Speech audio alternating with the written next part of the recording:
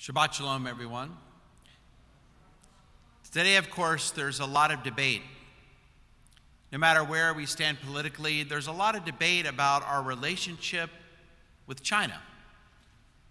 Are we dealing with an important business partner or an existential enemy? They have a capitalist economy today, and our countries do a lot of trade with each other. Billions and billions of dollars in goods are traded between our countries every single year. But there are plenty of not so good things that China does. And before we discuss, I want to make it clear that I'm not talking about the Chinese people.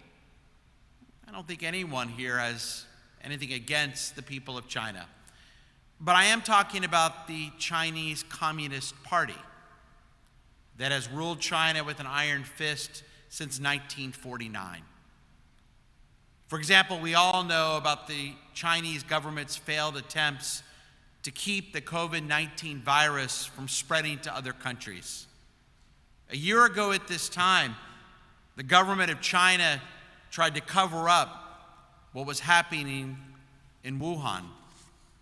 And by lying about the spread of the virus, over 2 million people across the globe have died because of the Chinese government's lies.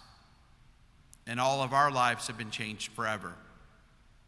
Like all oppressive governments in world history, communist parties are no different.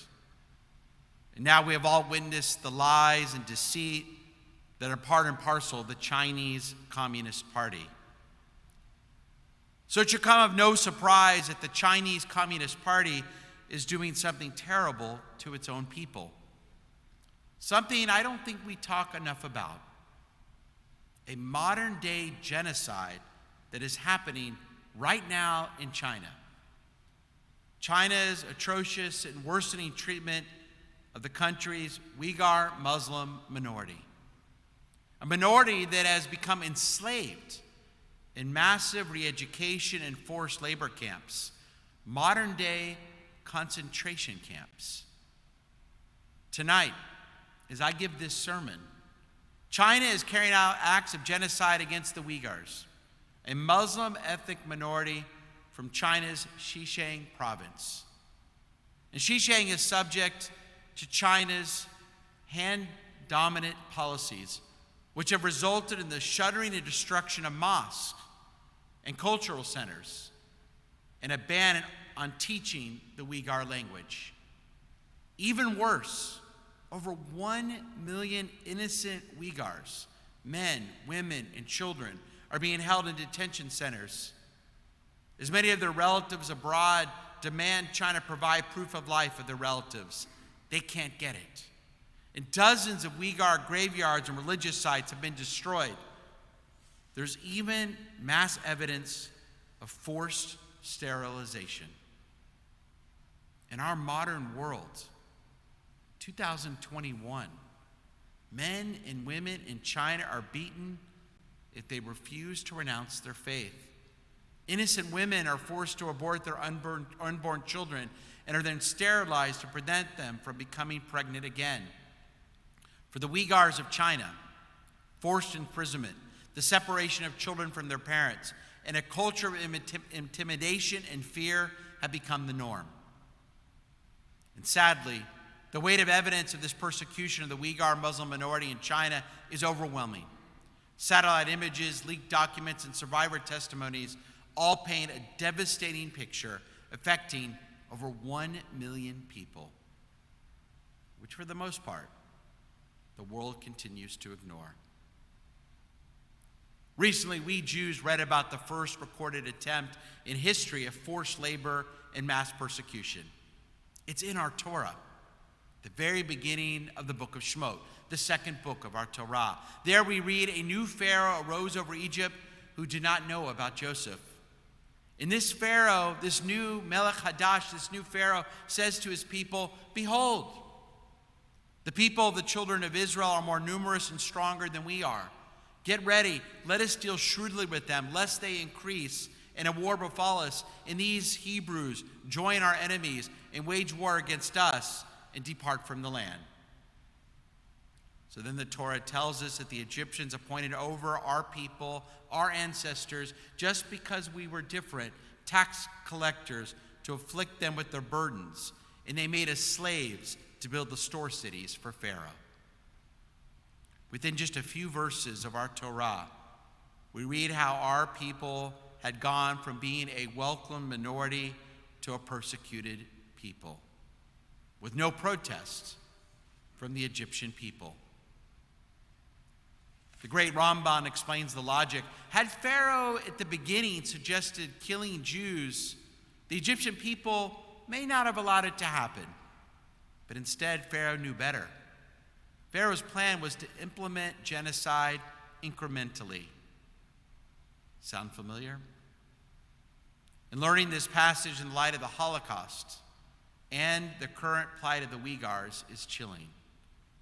And what the Chinese Communist government is doing now is no different than other evil men like Pol Pot, Stalin, Hitler, and Pharaoh did long ago. Why are we not doing more, saying more, doing anything to help as Americans, and especially as Jews? Is it because we are so removed from the reality of what is happening in China that we lose our ability to relate? I've never met a Uyghur, and I doubt anyone listening to me, any of you, have either. Is that the reason we are less likely to act? Jewish educator Michael Ransbury brings up something fascinating about Pharaoh's plan to enslave our people.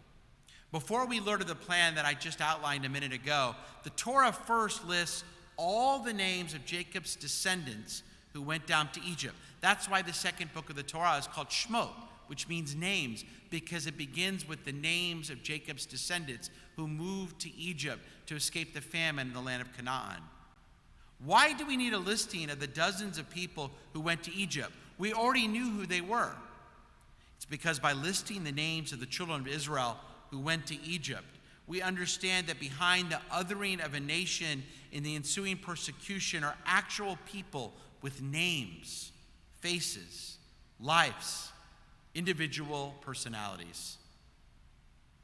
6 million.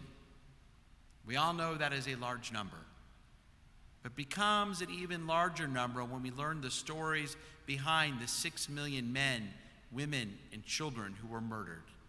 6 million actual people with names, faces, individual personalities.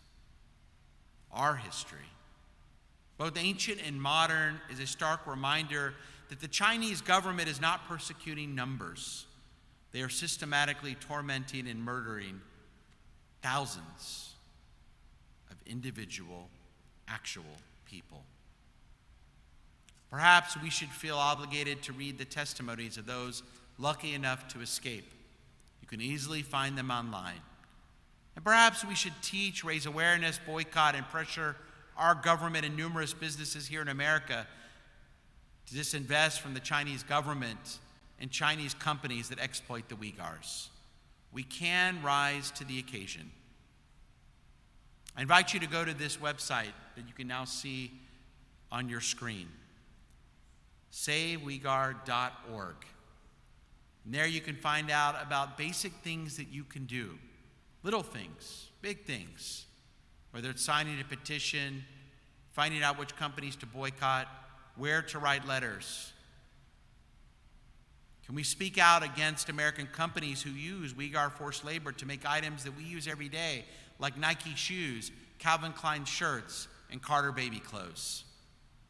Just last month, I was glad to see that the U.S. government announced that it will halt imports of cotton and tomatoes from the Uyghur region of China in its most sweeping action yet to pressure the Communist Party over its campaign against the Uyghur minority. U.S. officials said that Customs and Border Protection will now use its authority to block products suspected of being produced with forced labor to keep out cotton, tomatoes, and unrelated projects from the region. It's a great start. So from now on, my friends, let's leave out the meaningless arguments about which economy is greater or what the coronavirus should actually be called. When it comes to China, Let's talk about saving innocent lives. Shabbat Shalom.